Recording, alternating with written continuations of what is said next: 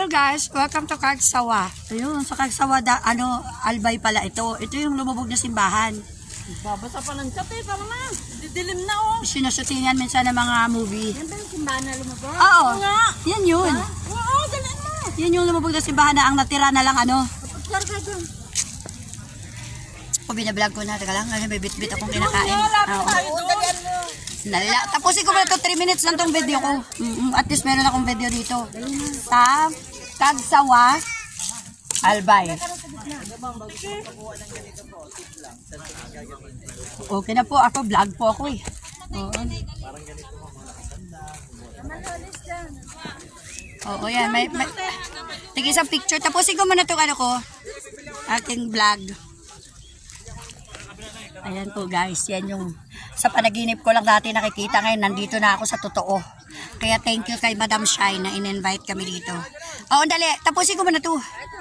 Oo, kayo muna magpicturean. Tapusin ko muna tong video ko.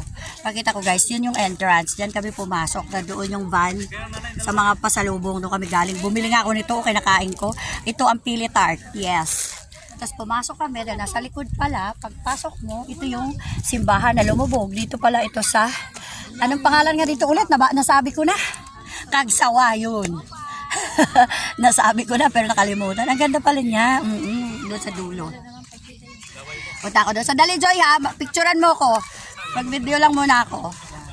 Mas important sa akin ang video than, picture. Yun. Doon, meron din siya mga store for pasalubong. Ayun po guys. Mga pasalubong store po yun. Tapos ito mismo yung Church of Cagsawa. Ayan yung nakasulat na logo. Ang simbahan nito lumubog na. Ito na lang yung natira. Ayan. Dito ito sa Daraga Albay. The spiritual administration of Cagsawa from 1587 to 1595 was under the parish of Kamalig. An early church was birthed 25 July 1636 by the Dutch who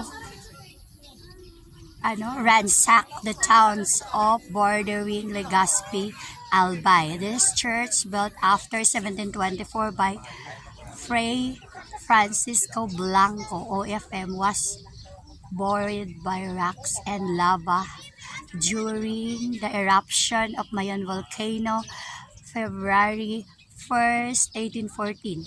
The authorities of Cagsawa, meeting at Ligao, 6 July 1814, birthday ko yan July 6, decided to incorporate the town as part of Daraga. The first centenary of the destruction of the church was commemorated February 1, 1914 with a huge pilgrimage to the ruins where High Mass was celebrated.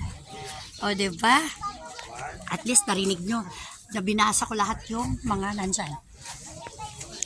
Ang galing. At least narating ko din.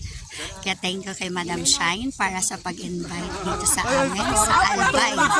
Oo, Daraga Albay. Dahil nga dito yung kasal nung kanyang kapatid na invited si Manager Joy na ako sinama din. O, diba?